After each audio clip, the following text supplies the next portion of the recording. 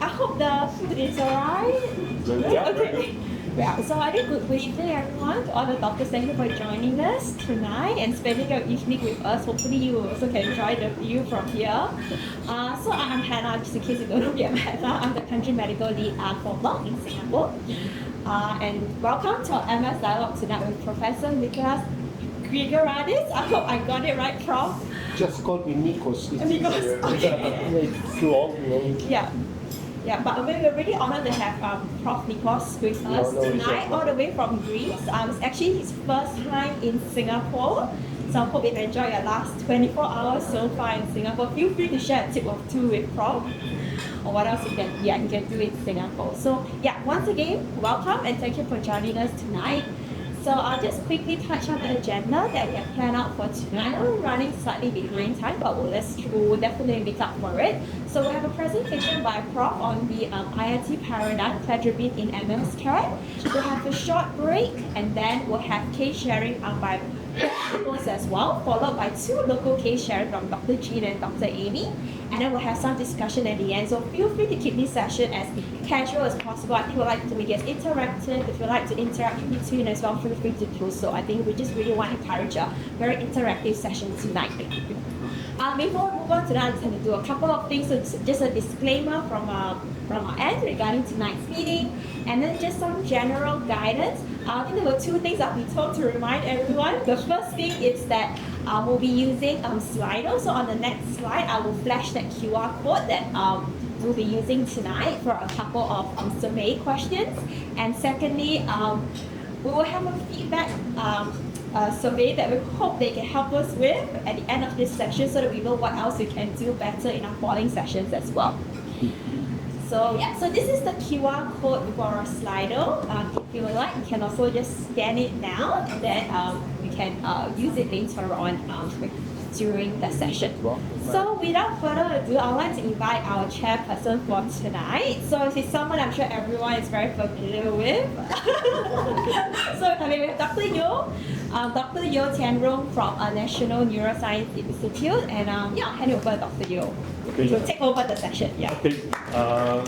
Again, want to welcome everyone to this meeting, and again, a huge pleasure to have a Pleasure is all mine. Thank you. Okay. I think Hannah has run through the agenda. Perhaps we can move on to the next slide to start our pre-survey. Just like I think we have scanned the Slido QR code, and I think you can open it right now. There's some pre-survey questions. There's very few of us, so anyone who's not doing it, we know who you are. There will be no desserts if you don't do this. Actually, All right, including myself, so I'll do it.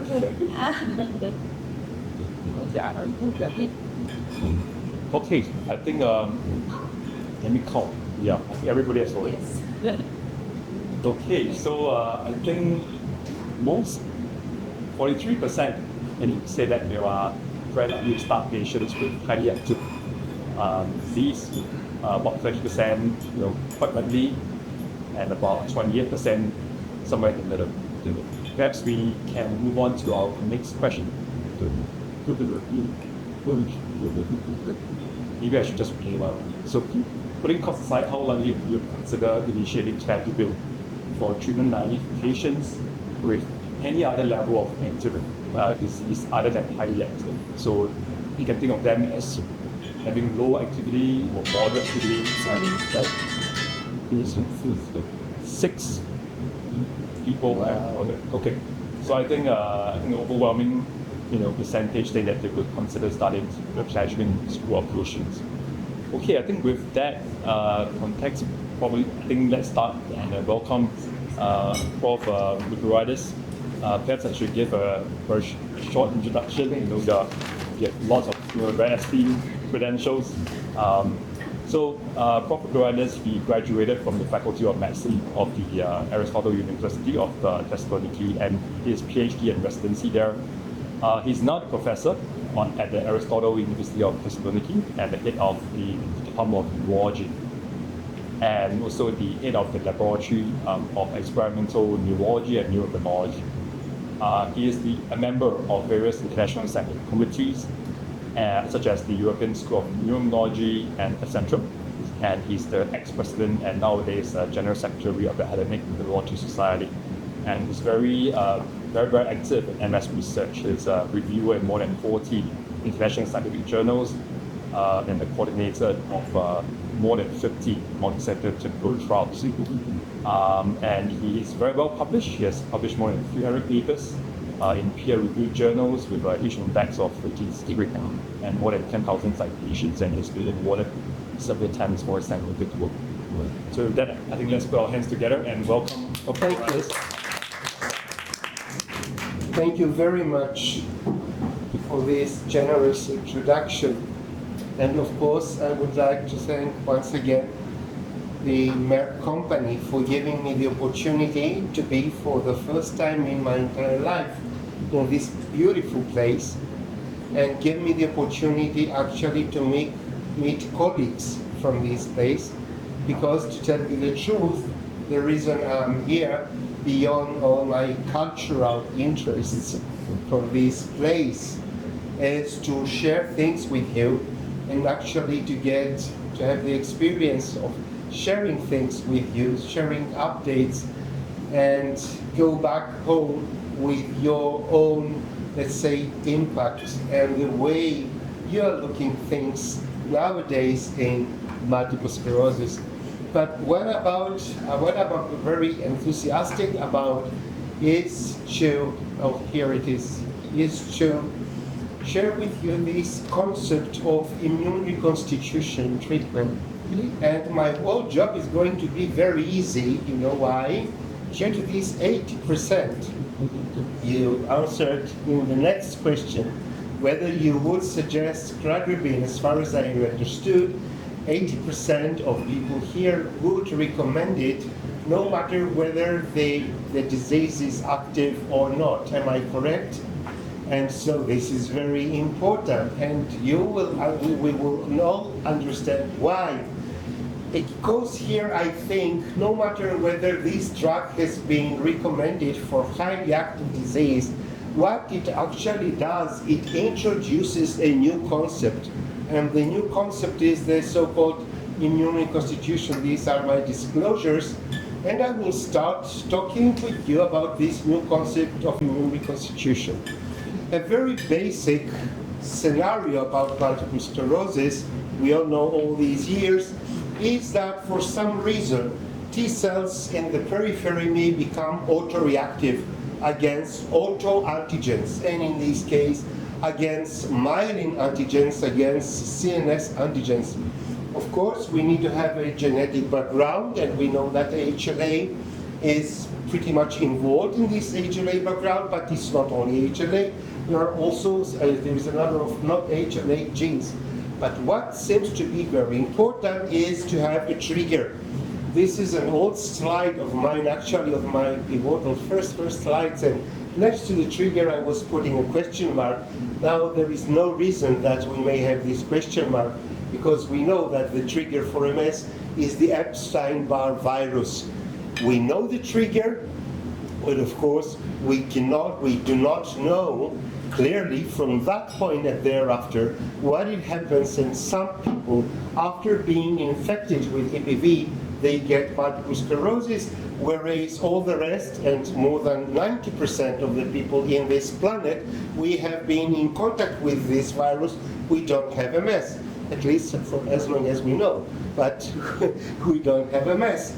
Of course, there are some other also parameters and factors, environmental factors and lifestyling, etc. But whatever the case might be, these T cells become autoreactive, so they become activated, differentiated, and there is a clonal expansion. And we know that what they do next, they adhere to the endothelium, they break the blood-brain barrier, transmigrate via the breaking blood-brain barrier, enter the CNS parenchyma, and there, in the presence of local antigen-presenting cells, they become reactivated, further activated, of course, and the final outcome is the cascade of events with the production of several pro-inflammatory cytokines, or other reactive oxygen species, B cells, T cells, cytokines, chemokines, metalloproteinases,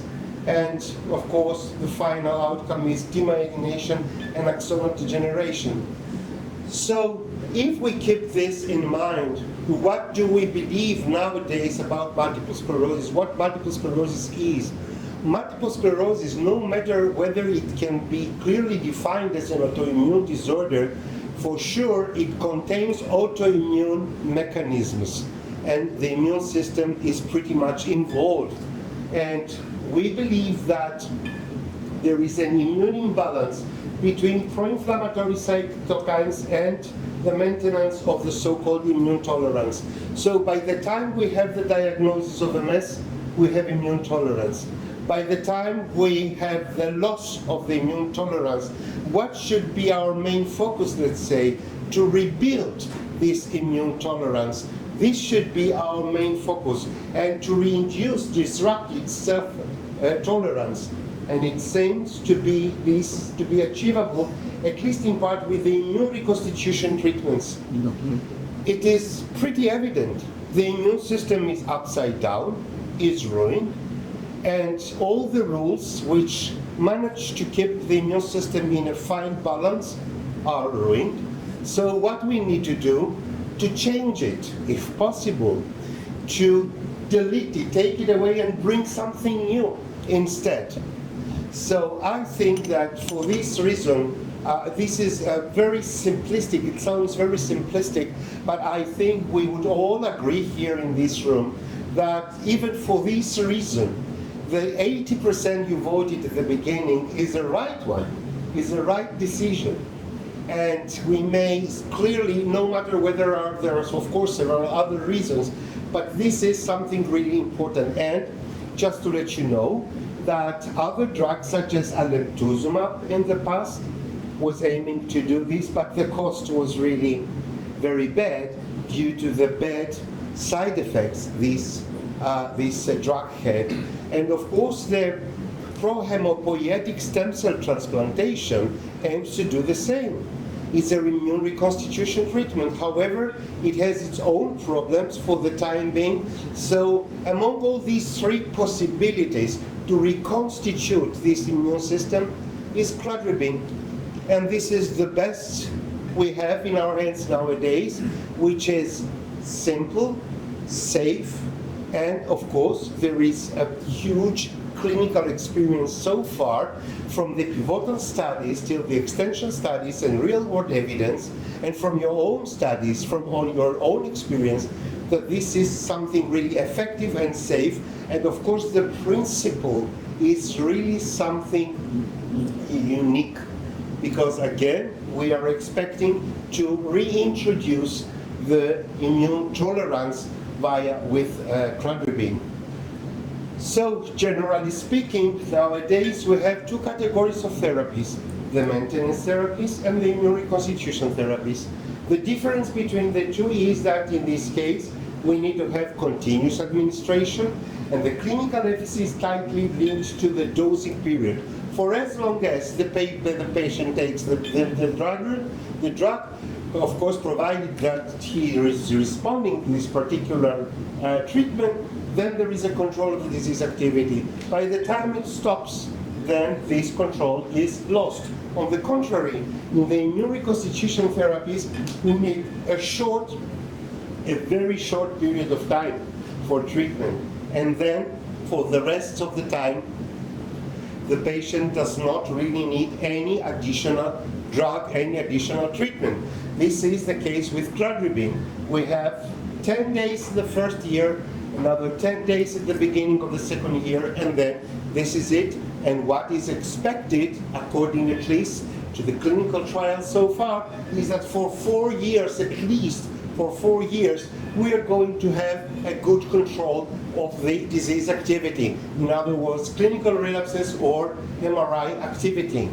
And the concept is of immune reconstitution contains two phases, phase 1, phase 2. In the phase 1 there is a reduction of the immune cells, and then follows the reconstitution phase. And again here, the difference between maintenance therapies and immune reconstitution therapies. In the maintenance therapies, just to remind you that we have immunomodulatory drugs, immunosuppressive drugs, but here we have only a transient immunosuppression, only for a short period of time, and this is followed by the reconstitution of the immune system.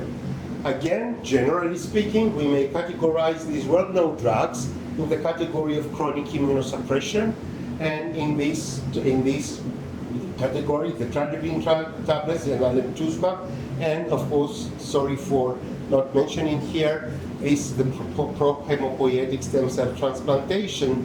And here again is a typical example just to show the difference between, for example, by chance we've chosen fingolimod, where you see with fingolimod, the lymphocytes remain stable and low at low levels for as long as we have the fingolimod treatment, no matter we treat the patient with fingolimod at 0.5, 0.25, or even more doses.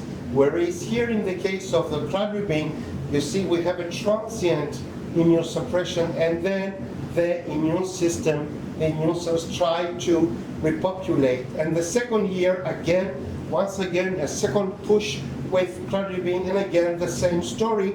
And from that point and thereafter, there is a gradual increase in the number of T cells and B cells, but these T cells and B cells are considered to be new. And why? We will see soon thereafter why we consider them to be new. What I would like just to show you here are some subtypes, subpopulation of T cells that are reduced, but mainly the B cells are reduced, not that much the T cells. The B cells are those that are more affected, up to 90%, whereas for T cells it's up to 50%, and then there is a gradual increase of the population of the B cells, but also on the T cells. And again here you can see the kinetics of the various lymphocytes, the B cells, CD19 B cells, their kinetics, how it goes, and the CD4 T cells and the cytotoxic CD8 T cells. But you see they may hardly be lower than this limit, lower limit of normal for CD8 cells, and also more or less for CD4 cells, because even this happens, they start being increasing, where there is the B cells, they really go very, very low levels, lower than this lower limit of normal. On the contrary, all the cells that belong to the innate immunity, not the adaptive, the innate immunity, monocytes, neutrophils, and K cells, they remain unaffected. And this is important because the defense mechanisms, we need to have the first line defense mechanisms against viruses or against other pathogens are unaffected. So this is something we need to take into consideration, and this may explain the safety of using cladribine in our patients. Moreover, what we need to give an emphasis, and this is from a recent paper, is that what the B cells that are mostly affected are the memory B cells. Memory B cells are the cells that should be in the core of our treatment for multiple sclerosis. These are the bad guys, and they are very much lowered. Again, the T cells responses are also reduced to autoantigens, which autoantigens are presented by B cells, because we know B cells are also antigen presenting cells. And very importantly, there is a reduction in responses to myelin antigens, such as myelin basic protein or myelin oligodendrocyte glycoprotein, thus indicating that all relevant autoimmune reactions where the B cells and the T cells are involved, they are all down-regulated. And these are findings even a year after the second boost with cladribine, which means that this is something which is long-lasting, no matter whether the drug is there. the drug was in the body. The drug did changes, and this is the biological effect of these changes in the long term without a necessity of the drug to be present at that time.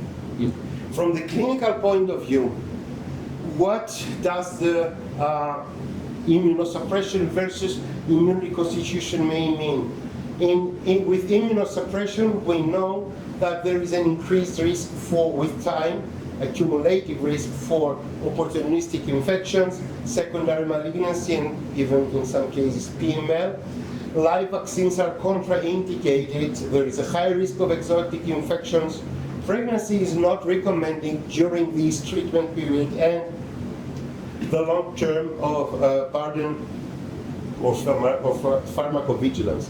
On the contrary, in the immune reconstitution treatment, simply because there is a short term of immunosuppression, the risk of short term, there is a low risk for opportunistic suppressions, malignancies, or PML. Live vaccines are not necessarily contraindicated, but anyway, we no more use live vaccines in as we use antigens and RNA vaccines and so on. But anyway, with cladribine, this might not be a problem. There is a low risk for exotic infections, and pregnancy is safe post-immune reconstitution. We know that for sure. After the first semester of the second year, the woman is free to become pregnant and enjoy her pregnancy and enjoy her breastfeeding and so on. So she has to be patient for a year and a half, and from that point and thereafter, she is free to become pregnant and do whatever she likes. And last but not least, we consider, because we are now trying to define in more details what this immune reconstitution may mean. Because from the very beginning, we may judge that yes, it is reconstituted the immune system. Why? Because we see there is immune cells, there are immune cells there, but there is no disease. So we may conclude that it has been reconstituted. Yes, indeed, this is the case, but what we believe, there might be something in the immune synapse. In the immune synapse, I mean, this is the very basic for the immune reaction, therefore autoimmunity, where you have the antigen-presenting cell with the MHC class 2, the cytotoxic T cell with the TCR, and in between is the antigen. So this is the trimolecular complex. But for this immune synapse, we also have some other signals here and there between these two cells. I'm sure you're all aware with this new immune treatment for cancer, the so-called checkpoint inhibitors. These checkpoint inhibitors aim to target this signal in this immune synapse. So what it has been found, but needs further investigation, and this is what we are actually doing right now in our lab, in our center, is that probably due to cladribine, there may be changes in this signal.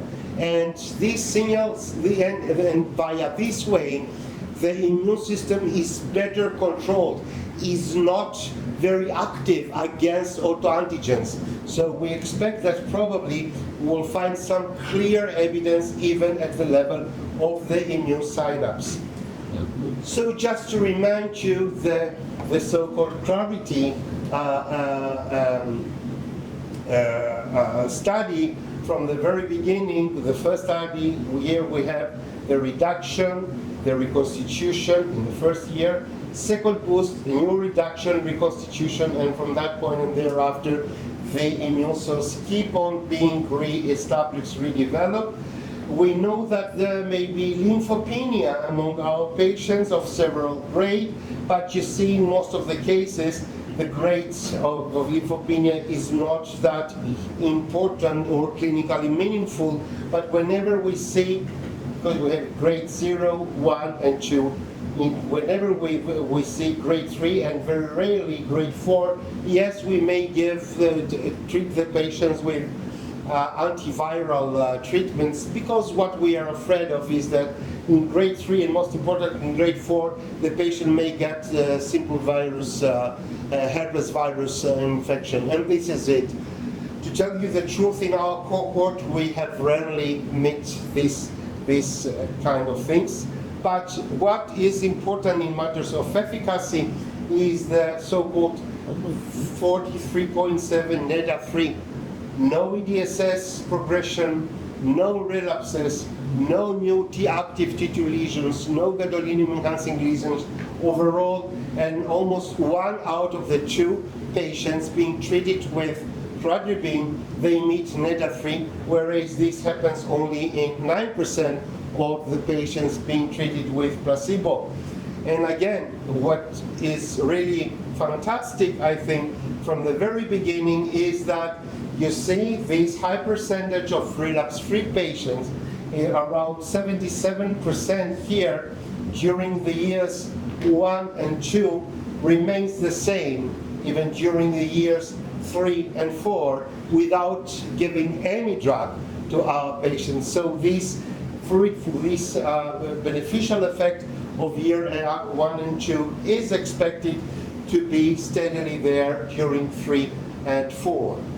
And the value of early initiation of treatment with cladribine, I think there is nobody in this room here who might disagree that early initiation of treatment is important. This is clear, full stop, no doubt about it. Start treating, no matter what, start treating. What would be the drug of choice is something else, but for sure you need to start treating as early as possible. In the case of cladribine, as we can see here, it seems that the patients that met NEDA3 were those who spent less time in previous DMTs compared to those who spend more time in previous DMTs.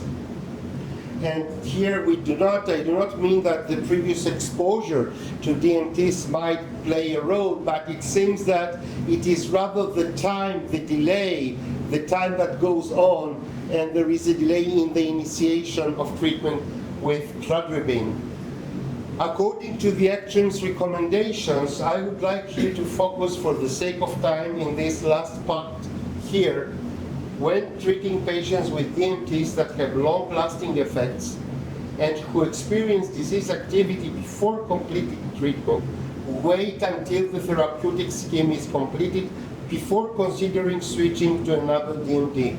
In the case of cladribine, this means that we need to complete the full, let's say, treatment schedule, the 2 first doses, first year and second year, and then we may judge whether we have responders or non-responders. And what is also very nice, because previously we were talking about highly active, moderately active, etc., etc. In the MERCK trims, as you can see in their previous algorithm, cladribine was introduced as a first-line treatment for highly active disease. Nowadays, it was moved to moderately active disease. I mean, you see, from highly active, they moved it to moderately active disease, meaning that it is important to provide cladribine treatment in all kind of MS patients. And I think, again, your 80% at the beginning in this survey goes quite well with this suggestion from the ACTRIMS. And this is something which is, I think, really very nice, and I'm sure you're all aware of this, the suggestion of the definition of responders versus non-responders. Here is the first year, second year, third and fourth year. From this point and thereafter starts after the fourth year. So, in this case, where we perform the treatment in the first year and in the second year, and there is no activity at all, this is the optimal responder. Here we have the case of a late responder. Why? Because here you see, we gave him the first dose. It happened that this patient exhibited and relapsed, but according to what ACTRIMS and EAN said, we should keep on treating him with cladribine. We do so, and we see from that point and thereafter, there is no further activity at all. So he is a responder, though a delayed responder. But this case here is considered a non-responder. Why? Because even after the first dose, this patient exhibited relapse which is more severe compared to the relapses he was performing before the initiation of treatment. So it's not only that he performs activity, and you may say, okay, I will proceed with the next years and so on. It is really harder, and probably he might be a patient who exhibits new lesions in brainstem, spinal cord, etc., etc. So here in this case, they suggest you should switch to another treatment. The same is here, temporary responder, where this patient here had a very good response to treatment in first year, second year, but after this, at the end of the second year, there was a new relapse. Here you may either continue treating with cladribine or switch. The same here is the same case is here. And here is in the last case where you see this patient was treated regularly with the 2 doses.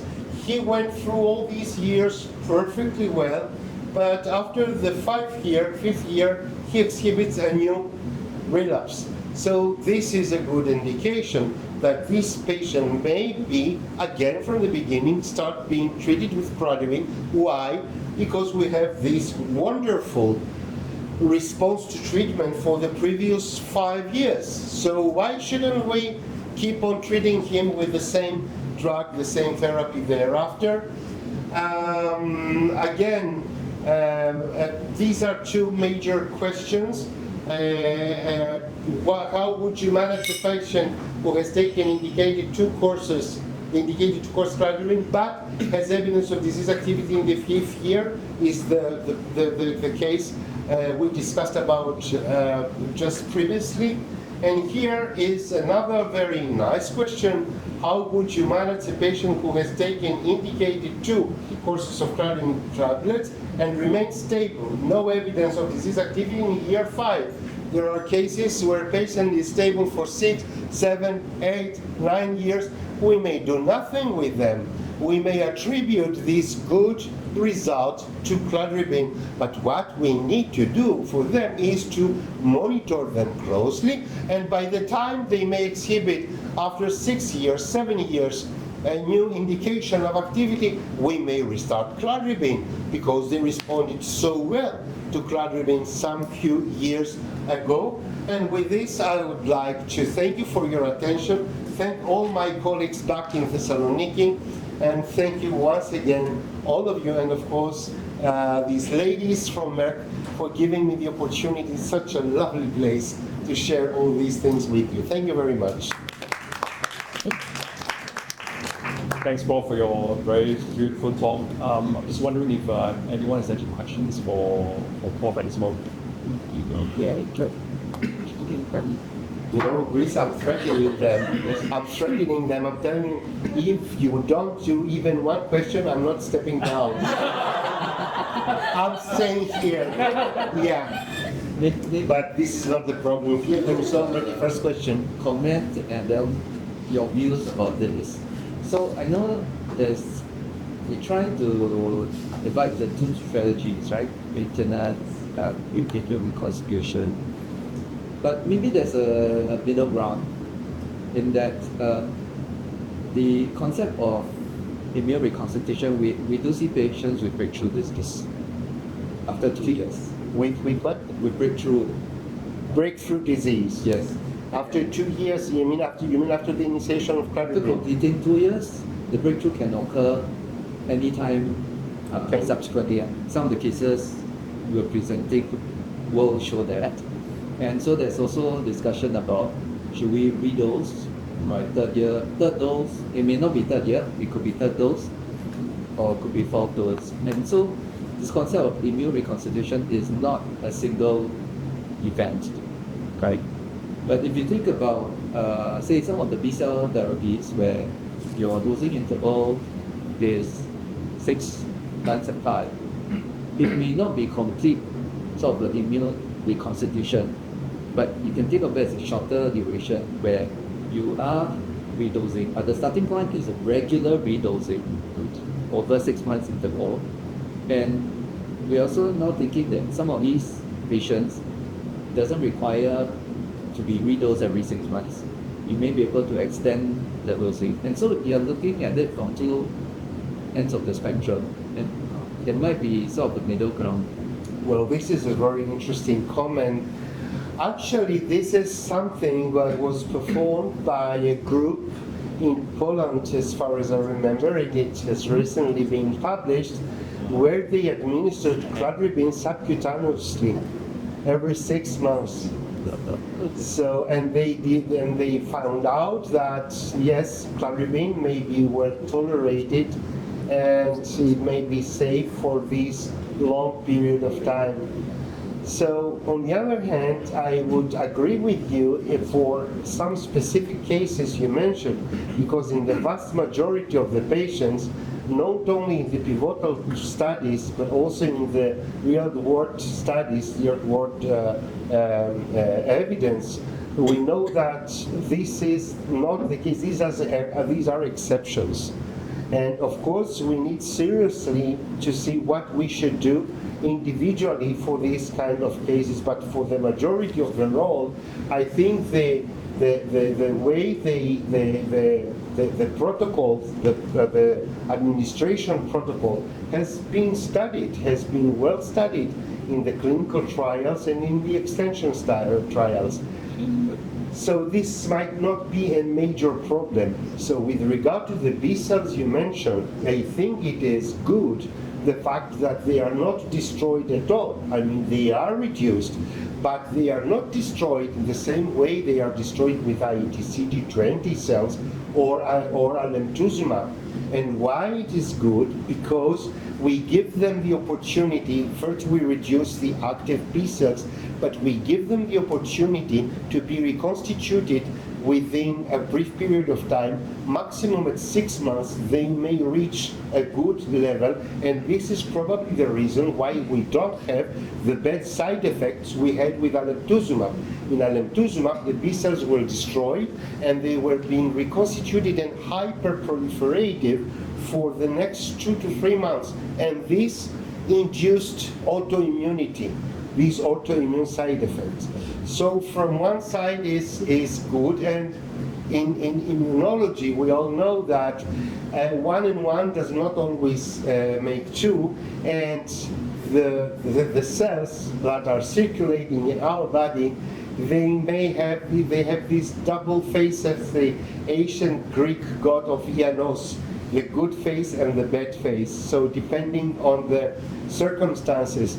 So I think that at the end, on the basis of the clinical program of Clarity and other clinical trials, and on the basis of the real-world evidence, I think overall this is good. So if there are going to be any case like the one you mentioned, then this needs serious consideration and study of this particular case, and see what we can do as the next step. I don't know if I answered to your question. No, it's an unanswerable question. Yes, just a Okay. Thanks, Prof, for your insight. I think I'm sure the others have questions, but I think we can leave it. There's a dedicated discussion and question session later on. Whatever. We can leave it later. I think we can think about our questions to ask. I think it's time for a short bio break. I think let's convene in about a couple of minutes. The beans as well. Yeah. You can take a bishop. So let's go for a quick bio break, and then Prof will present our washroom. questions. Rescue technique. So this is a 36-year-old male patient, and he was treatment naive. On October 2018, he exhibited numbness and paresthesia, right heavy corpus. Brain and spinal cord MRI, there were T2 lesions only, no activity at all, no validating cancer lesions. And he initiated methylprednisolone 1 gram for IV for 5 days. At this stage, we cannot establish the MS diagnosis. Why? Because what is missing is the dissemination in times.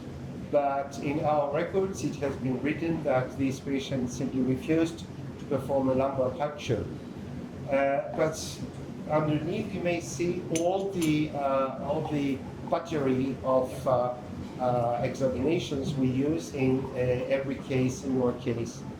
However, almost 2 months later, he exhibited a new event with left hand and arm weakness and clumsiness, and he was convinced to perform lumbar puncture, where we identified almost 15 olivochronal bands, whereas at this stage the MRI scan of brain and spinal cord exhibited no changes at all. Again, the patient has been treated with methylprednisolone IV for 5 days, and on February 2019, he responded very well to corticosteroids, almost completely.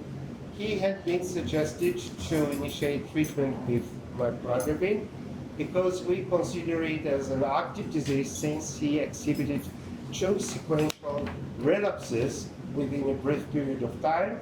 So we were pretty well and correct according to the instructions from the Ministry of Health, and this patient was a very good candidate for Mavenclad. And from that point and thereafter, we use from time to time to check him out. This is not the regular monitoring burden of the drug, but take into consideration we are in 2019, 5 years ago, and by that time we wanted to offer our patients as detailed monitoring as possible.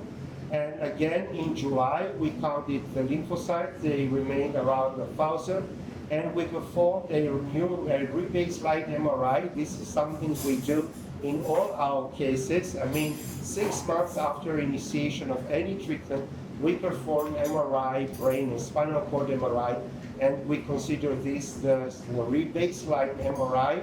And from that point and thereafter is when we expect that any drug we may give to the patient should have an impact in the MRI activity of the patient. So during 6 months follow-up, the patient has received 1 treatment course with Mavenclad, no adverse events, and it was well tolerated. In February 2020, during the 12-month follow-up, the patient received again the second course of, has already received, the first course with Mavenclad. There were no adverse events. During this whole year, the drug was well tolerated, and the patient had NEDA-free. Why? Because he had no relapse, he had no disease activity in the MRI, and his EDSS was constant. So at that time, the second course with Mavenclad initiated, and by that time, the lymphocytes were constantly around 1,000. In February 2021, meaning 24 months, 2 years of follow-up, the patient has received 2 treatments courses with Mavenclad. There were no adverse events, it was well tolerated, and the patient, even during year 3, he met NEDA-free. And again, almost every year, July 2021 and February 2022, in other words, 36 months follow-up, still no adverse events, NEDA-free. And in July 2022 and February 2023, in other words, 42 and 48 months follow-up, still no adverse events, well tolerated, NEDA-free. Wait. However, in July 54, where it was a 54 months follow-up, still there was no clinical event at all, but in the regular monitoring of MRI, the new MRI exhibited 2 new T2 lesions though no new tissue lesions in the spinal cord, only in the brain. And still these clinical parameters remain more or less the same. However, in November 2023, in other words, August, September, October, November, 4 months later, and in other words, 58 months following the first dose and 46 months following the second dose, both legs, the patient exhibited both leg numbness gradually extended up to the bithoracic level, and he had been treated with methylprednisolone, again 1 gram IV for 5 days. So here is the question: what would you do in this case? I mean, it's a patient who went very well throughout the first 4 years, and thereafter he exhibited some kind of MRI activity, which he did nothing, okay, but 4 months later he also had a clinical event. Should we continue to monitor? Could we give a third course of cladribine? Should we switch to another high efficacy DMT, or are there any other options? Richard? You can vote. Yeah. Waiting for the vote. Oh, you need to vote next. It's not the Can you try again? Let's try. Yeah, okay. Okay, Do you want to repeat the question? so we have it here. Okay. Thank you. I don't know, it's like, no, but I'll just say joke. So, then he let you. So what are the solutions? So later you What? only one. If you all want other option, we can discuss later. Yes. Always room for So discussion. that is your most likely the most preferred, the most likely way that you will manage this case. So I think we're waiting for 2 more people. Once 2 more people, once they hit 6, then we can go next. Then you will see the result. Okay, awesome. Oh, then, Yeah, then we can next. Then you will see the result in the next page. Yeah, just Now press. yeah. Oh yeah. Wow. Well, that's great, because may I press again? Yes. And I triple 7. So this is what we actually did, and our patient falls into this case where he went very well all these 3, almost 4 years, and from that point thereafter he exhibited a new relapse. So since we have his good response, a history of a good and successful response to cladribine for such a long time, why not to treat him again with cladribine? And actually this is something, I'm sure you all know it. Multiple sclerosis is a unique disease in matters of treatment, because this is something we need to discuss with our patient. And it was the patient himself who said that since I went so well for all these years, why don't you retreat me with the same drug? So for all these reasons, we decided to retreat him with a new treatment, with the 3rd course with Mavenclad. During this period of time, his lymphocytes were 1,000, almost 2,000. I mean, quite normal lymphocytes. So in a very safe way, we decided to restart the Mavenclad 3rd course on December 2023, and on May 2024, 6 months follow-up, no adverse events, well tolerated, and now he has, within the first 6 months, the patient meets NEDA-3, and this is what I have so far until May 24. What might happen with this patient, I'm afraid I have to come back to Singapore next year and tell you how he went. Please welcome back again. Thank you very much. All right, I think we have time for just one short question for our prof. If anyone has any questions? Yep. I think with that, let's thank We our have prof no for his questions. presentation. Well, since we did blindly, we did what you have suggested, what to question. I mean, you agree that we should do this? Okay. Yeah, I am sure you would have questions if we would do something else. I think since all, Thank you very much. Oh, thanks. So since we're all in agreement, so I think let's move to the next speaker. Dr. Jean Tan from the NNI, and she'll be presenting a case. Okay, thank you much for letting me have an opportunity to share our center's experience. And thank you everyone. Nice. So basically, I'm just going to share our NNI experience with broadly on our patients with MS, as well as our experience with cladribine. Yeah. So just a brief outline of information is what are the MS dementias that exist in Singapore and the timeline that is approved by HSA, our Health Sciences Authority. And currently we have 206 patients in NNI that's of follow-up, about 10% for about 40 every year, but of which 167 people or in 1% are on TMT. And 39 or 19% are actually not on any TMT group. And when we say active follow-up, we are talking about patients who we saw or we reviewed at least within the last 2 years by any neurologist in the center. And of which these are the numbers that we can see here. That you can see here, basically the B cells, and they are ofatumumab, 23 on ofatumumab, 1 on 23 on ocrelizumab, 1 on ofatumumab, and another 16 on rituximab. So obviously 6 copies. And then 35 on cladribine, and then the rest. So these are NNI for that. And just to give a brief outline, for May 2019, MERCK was approved by HSA in Singapore. And our first patient in NNI on August 2019. And currently we have treated for 2 patients and not survived with June 12. And we have on our active follow-up 35 patients who are cladribine, of which there are 7 in their year 5, 3 in year 4, and then another 11 for both year 3 and year 2. And we for this year, over the last year, it's about 1. And for patients who are on cladribine in the year 3 to 5, we have 27 patients, of which 1 just transferred care out of NNI to overseas.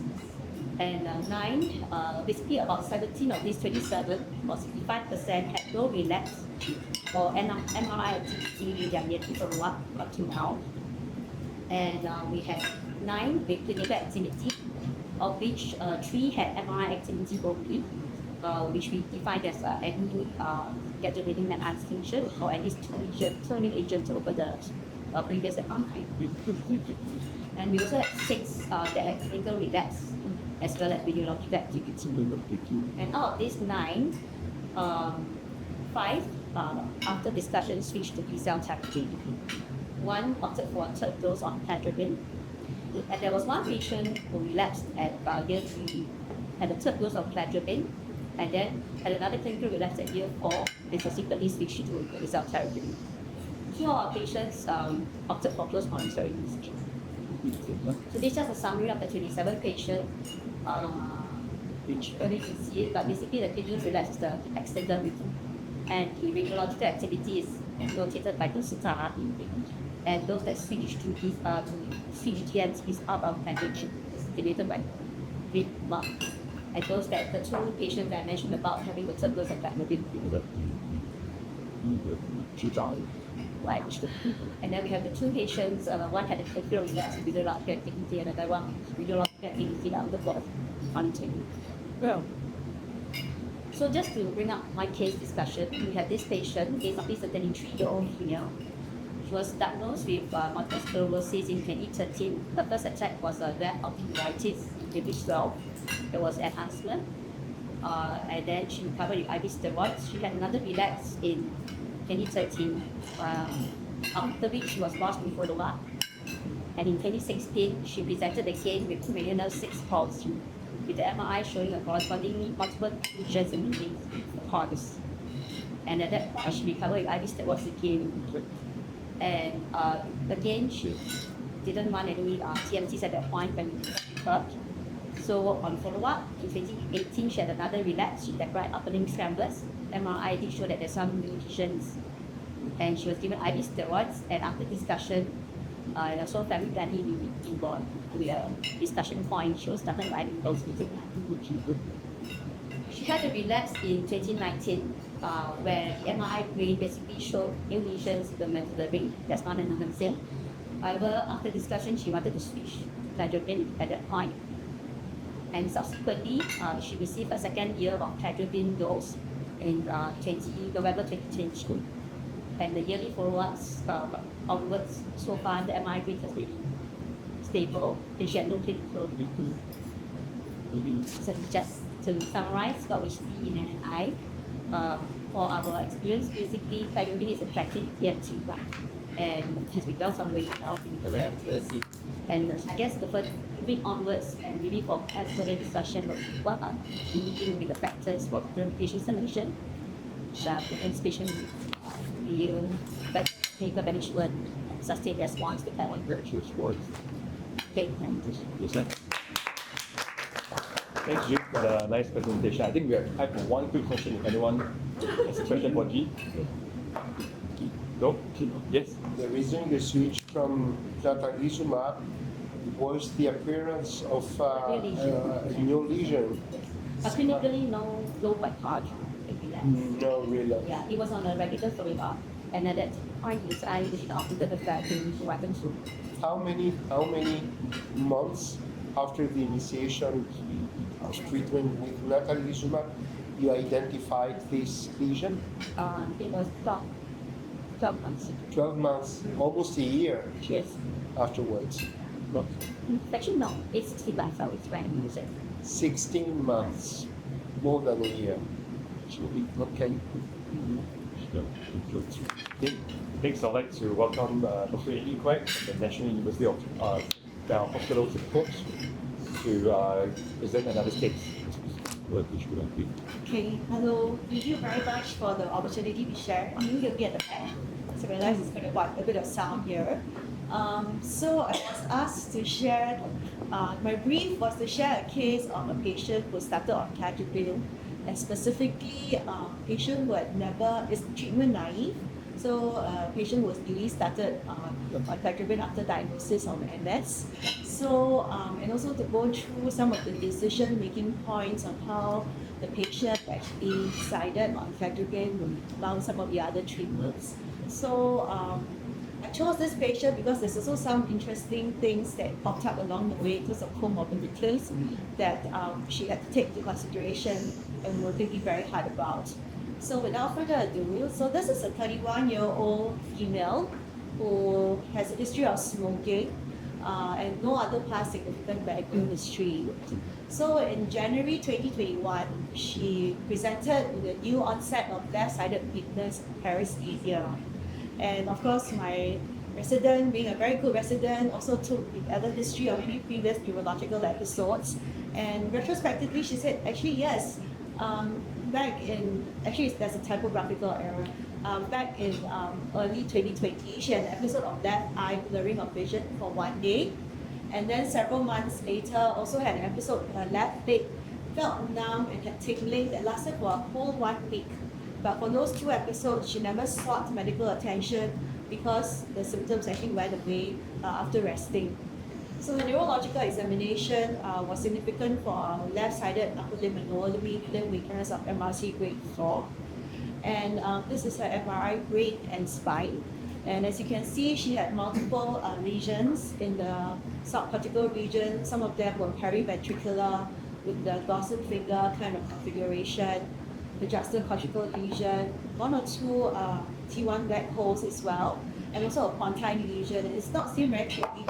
She had 1 or 2 very faint lesions in the spinal cord as well. And of course, she underwent further evaluation, including a lumbar puncture, which was positive for oligoclonal bands. The formal eye review didn't show any optic neuropathy, but there was actually bilateral intermediate uveitis that was asymptomatic, and she didn't need any other treatment for that. So she was diagnosed with have relapsing remitting MS. She fulfilled McDonald's criteria and was treated with steroids, a very good clinical response. So we discussed with her the diagnosis of MS. She had never heard of MS before, as with many of the local patients here, because in Singapore, MS is not as common as in some of the other countries. And then we talked about, the usual discussion about we need to start on EMTs. And I was concerned because she did have quite a number of lesions in her brain, even though this is the first presentation to neurology. So she said that she's not keen for injections. She had a preference for oral medication. She was a bit scared of side effects, but she didn't mind the daily oral medicine. And at that point in time, cladribine was also available. So she liked the idea of an oral medicine that she only had to take intermittently. And she was also open to taking part in MS trial. I mean, I think Andana was also part of one of the centers and so for one of the MS drugs. So she's a young girl and very open-minded about it. And but after several more discussions, she decided that she was hoping to get cladribine. So remember that was 2021, so the COVID vaccine had just been available. It had reached the age group. So she said she was going to plan to complete her 2 doses of COVID vaccine and then to start the cladribine after that. And that would be about 1 month later because she was just due for a second dose of COVID vaccine. But 2 to 3 weeks later, as fate would have it, she noticed that she had a right breast lump. And ultrasound breast showed that there were 3 lesions in my breast, and she underwent biopsy that picked up invasive ductal carcinoma. So I had discussions with her as well as her oncologist, and we decided that at the point in time was to prioritize breast cancer treatment, which she needed surgery, chemotherapy, radiotherapy, and that would follow cladribine or whatever MS-DMTs that we had in mind for the time being. And we could revisit DMTs after completion of cancer treatment. So this poor girl with this new diagnosis underwent mastectomy, lymph node biopsy, axillary clearance, followed by chemotherapy. So she got cycles of doxorubicin and sanlucos, so as Taxol, and then radiotherapy, and then she completed the treatment by July 2022. And then she has been on tamoxifen thereafter. So during this period of time, even though we didn't start any treatment, she did come back for neuro follow-up and was also under very close neurological clinical surveillance. There were no clear clinical relapses. She also had an MRI brain done, even though she was not on treatment, and there were no new lesions, but she also saw on chemotherapy in time. And she did have intermittent sensory symptoms, brain fog, some helpless because of not chemo, but otherwise was clinically stable. And she just received supportive neurological treatment and cytolytic treatments. So after she completed cancer treatment, she came back for clinical follow-up, and then we reconsidered DMT options. And so again, we went through all the considerations of how she would make a choice. She was still keen on cladribine. In fact, all along she said, I'm going to start after we finish everything. She liked the idea of immune reconstitution, and after having gone through everything, she was again very adamant not for any IV treatments. And she didn't like the idea of continuous immunosuppression that needed long-term blood monitoring as well. And of course, there was always this concern about whether there's any risk or higher risk of cancers with cladribine, especially in somebody in the past history of cancer. And we looked up the literature. There had been a couple of, there's more literature out about it already. But as an example, I put up 2 articles. One of them is it's actually a meta-analysis of several phase 3 trials of different DMTs, including the cladribine ones. And they actually compared the different DMTs, and as you can see, there's actually no evidence of a higher risk of cancer in people with MS taking cladribine compared to the other DMTs. So cladribine is the one at the bottom, and this is the cancer risk. And actually compared to the rest, it's not any much higher. And there's also another paper that looked at all the phase 3 cladribine trials. So you have DMF on 2. I mean, there's 2 DMF. How come there's an orange DMF and then there's a purple DMF? Yeah, I think they were looking at 2 trials for the DMF. Each one is a different phase 3 trial. I see. Yeah. And then the other one is looking at the incidence rates of cladribine against the other DMTs. And again, there's no signal of higher risk of cancer or any type of cancer, or particularly of a cluster of different types of cancer, particularly in my case, breast cancer for cladribine. And I also discussed with her oncologist. Oncologist had no issues with it and said that whatever it is, they will continue very close surveillance for the cancer anyway. So she actually initiated on February. She took her first dose in the end of 2022 and the second dose in the end of November 2023. And by now, she's almost reaching the end of the third year. And so far, no clinical response. No clinical relapse, sorry, and also no new lesions when we repeated a scan, surveillance scan before the year 2 target. So that's any questions about her? This is my last slide.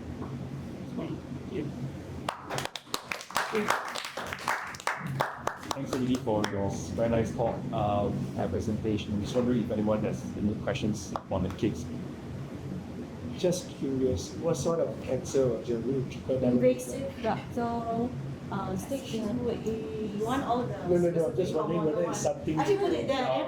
I was It like, must be I'm not negative, sure lah. if that's Otherwise, a they will question, be able to stage yeah. 2 and Yeah, I'm just wondering whether it's something But it's you a- actually show immunotherapy for. No, it's hormonal therapy, so it's progesterone positive. It's HER negative, there's a setting. From the treatment, you can guess that it's stone. Yeah, that would be interesting, but I'm just wondering whether it's something that is actually give Jimmy you mentioned immunotherapies the how that would affect that's because this is about you wondering whether the two will eventually meet and what the effect should be. I think at this point, at least for her, your low Stage 2 should not come back. Stage 2 hopefully should not come back. Hopefully, stage 2 shouldn't come back. What was the interval between the cancer treatment and the surgery to graduate? Is it like If there is surgery to gradually, 1 year? not need to. It's like those in 2021, You say you have 12 in cycles. end of 2022. Okay, 1 year. So, 1 year plus, because you say you have 12 cycles of Dextrol. 1 year.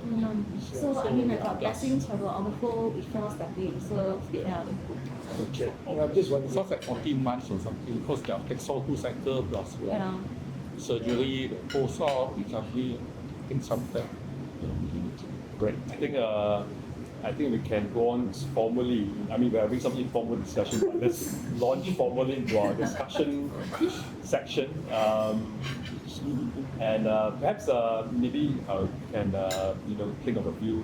I've got some questions that I think we can gather all the opinions of everyone here. So I think maybe I can address one question to Prof. Course is that in patients with quadrilateral and cladribine, and they completed 2 years of cladribine treatment, full course given, and they have relapsed in year 3 to the year first. What is your usual practice for these patients? Okay, fine. Well, as you can see, if we go, can we go back to the just to show? Actually, there is also a recent paper published by the Italians, Diego Calabrese, and they follow more or less the same case. Can you put it in full presentation? Oh, yeah, good.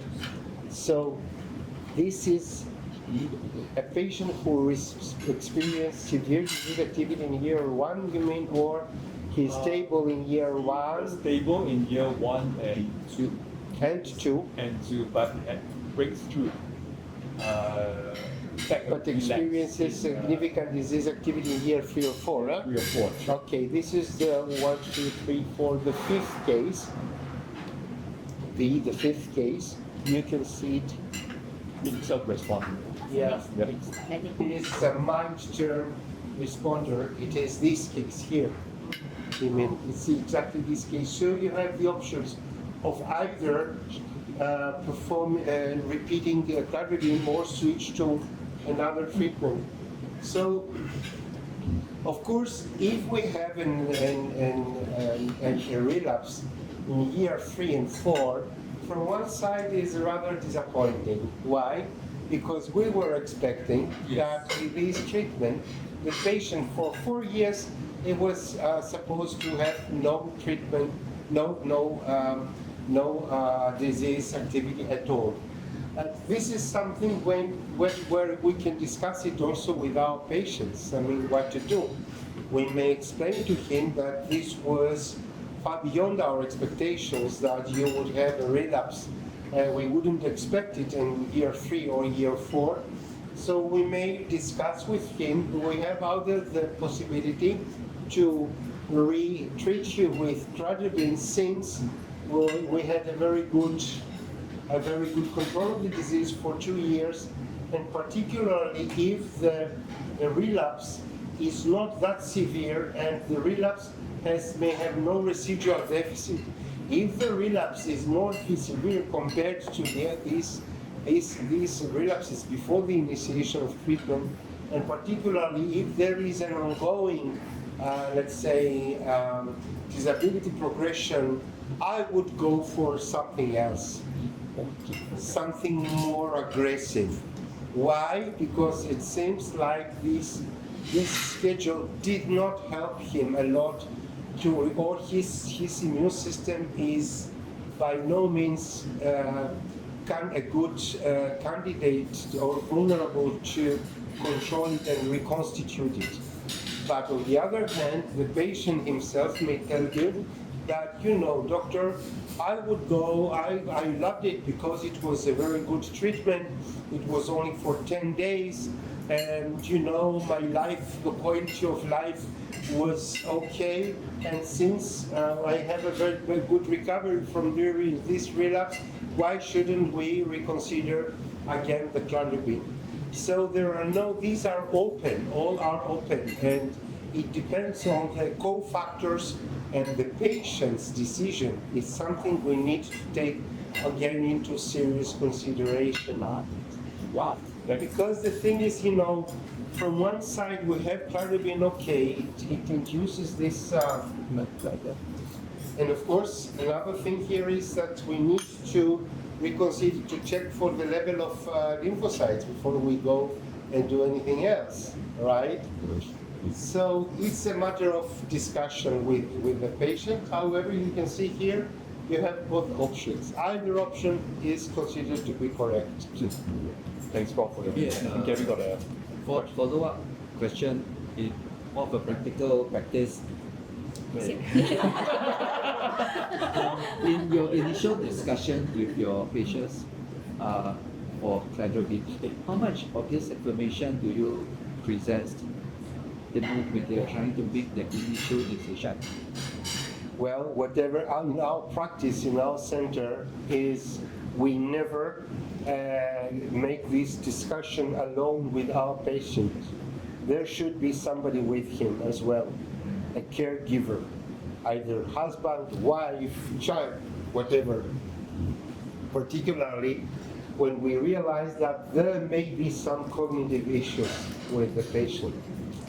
So under these circumstances, we open a thorough discussion and we discuss with the patient all kinds of details, and we ask him what is his opinion.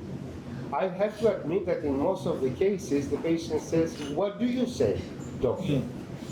And then here, if the discussion goes like this, the only thing I ask him over here is, whatever I told you, will you follow it? Because we have a matter of adherence. So whenever we discuss it with our patient, this is what we're saying, we are going to make a deal right now, a decent deal. With cladribine, this is not a major issue. Why? Because it's only for 10 days. So it don't really matter whether the patient is adhered or not. So there are several factors that you need to examine in this discussion you are doing with your patient.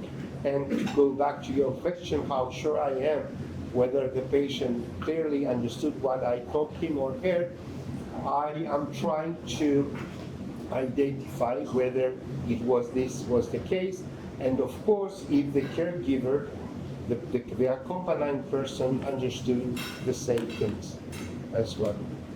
And then we proceed with any decision. What about the issue of the likelihood of being a responder versus a non-responder?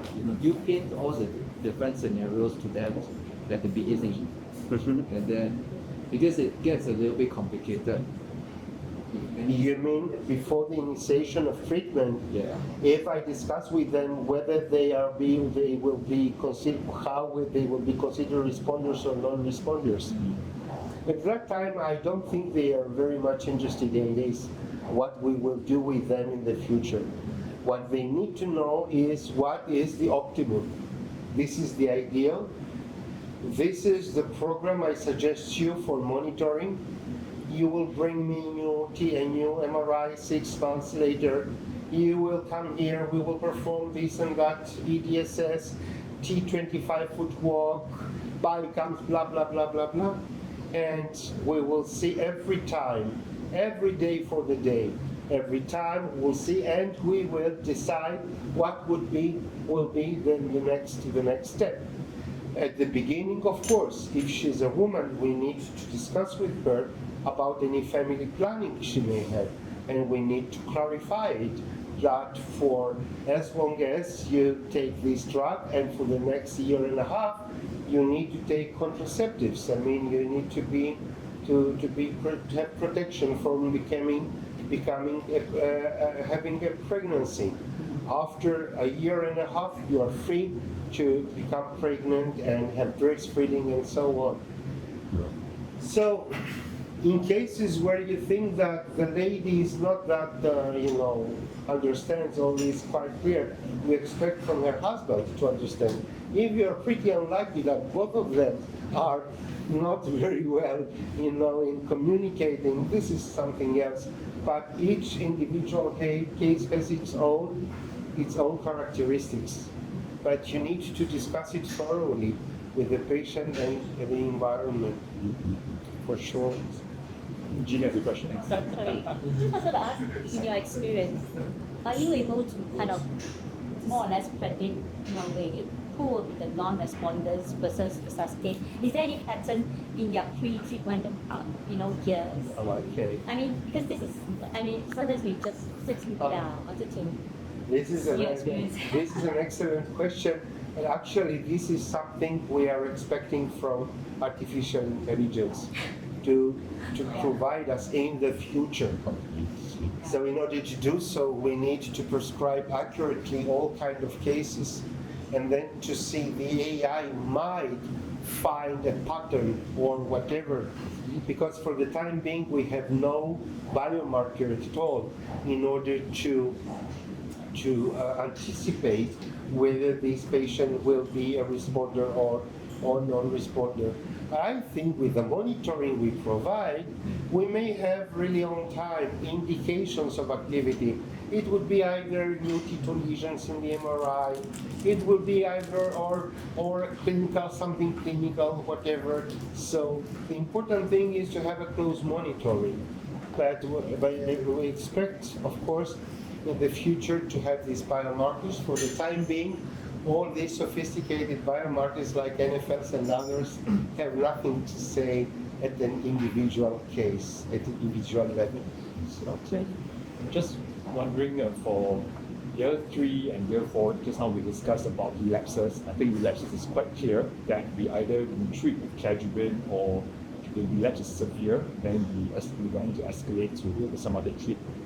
How about in the case of more subtle disease activity, for example? How about, because there is this noise and I cannot hear me? How about more subtle disease activity? For example, one new lesion on MRI, would you think of redosing?